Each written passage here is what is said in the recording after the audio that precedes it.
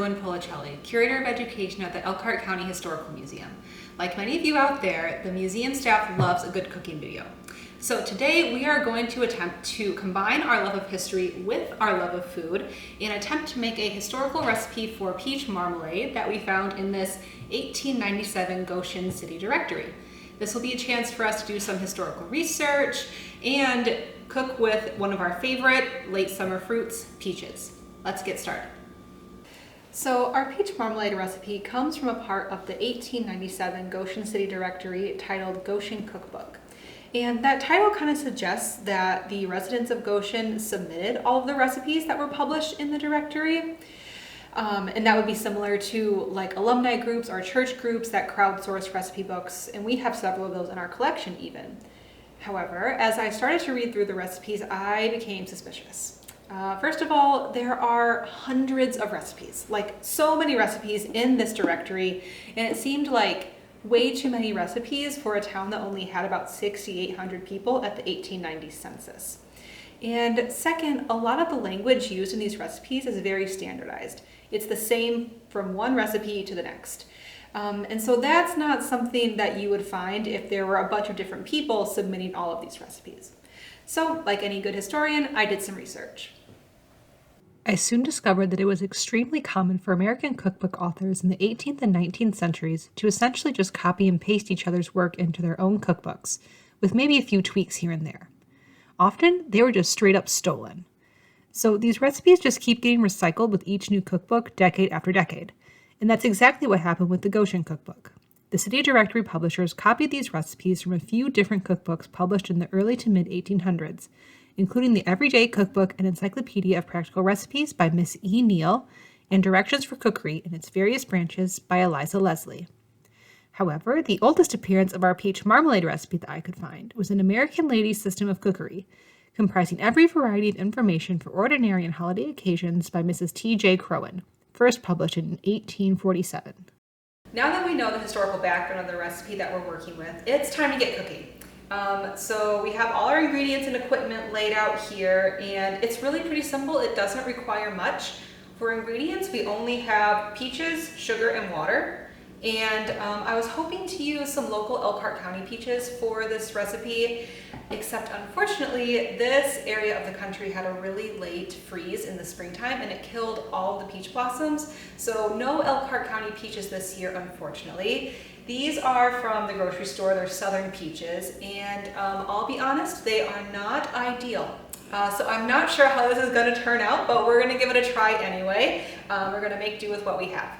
And for our equipment, we need a pot to boil, we need a scale to measure everything out, we're going to need a masher to mash everything to the right consistency, and then a spoon and a jar for ladling everything up at the end.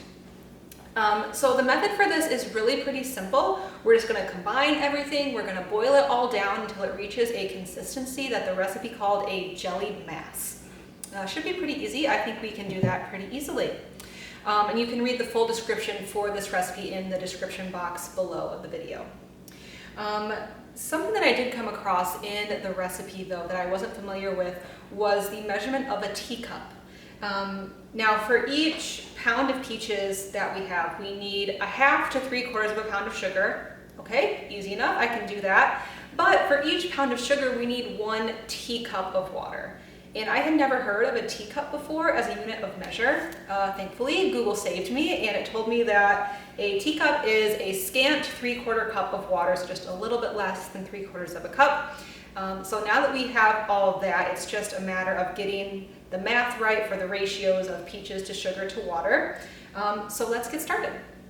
We'll take our pot, we will add our peaches, and we ended up with about 1 3/4 pound of peaches. There we go. Then we'll add our sugar. And so we went with 1/2 pound of sugar per pound of peaches. So that meant we needed to use about 7/8 of a pound of sugar.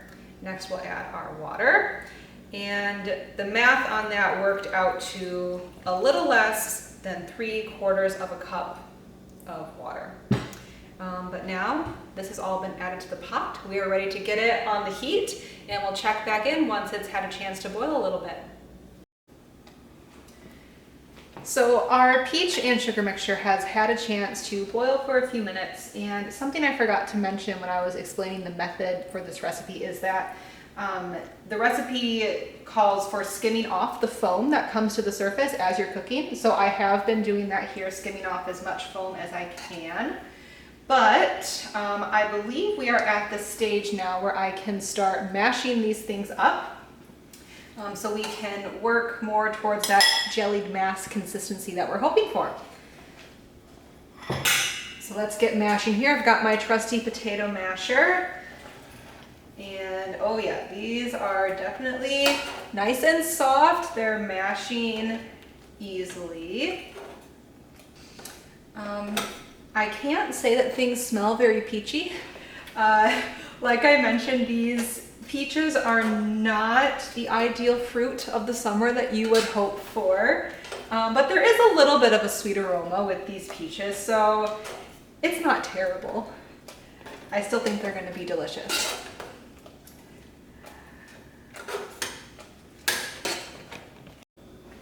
Okay, so I think we have reached the correct consistency with our marmalade here. The spoon is leaving a trail when I run it through, and it's sticking to the back and the front of the spoon really nicely.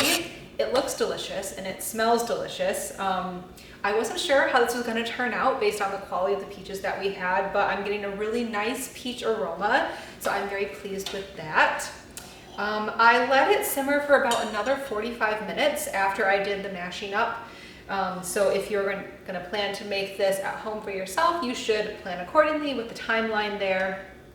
But now I think we're ready to taste it. So I've got a clean spoon here. Take a little bit.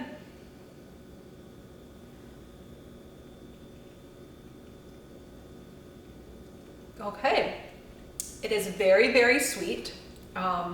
I'm really glad we only went with a ½ pound of sugar per pound of peaches, because going on the 3/4 pounds and like the recipe suggested would have been like way too sweet. Also, the peach flavor is not as strong as I would have liked, I think due to the quality of the peaches. I'm sure if we had some local Elkhart County peaches, it would be really peachy. Still, I think this would be pretty good on like some bread, some toast, some crackers, that kind of thing. So if you want to make this for yourself, I do recommend using local peaches that you don't get from the grocery store and that haven't been refrigerated on their way here. But yeah, overall, I'm happy with how this turned out. I learned a lot about historical cooking methods and cookbooks and how they were made in the 18th and 19th centuries. I think that this would be a really good way to use up a big bushel of peaches that you just bought. You can, put them in cute little jars like this, give them to your family and friends. I do want to note that this method for cooking peaches is not a shelf-stable one like it would be if you were doing like an intense canning or jam making process. This should be stored in your refrigerator, and you should eat it probably within a few days of making it. So please do keep that in mind. But if you do try this recipe, let us know down in the comments, and while you're there, let us know what you think we should make next. Thanks for watching.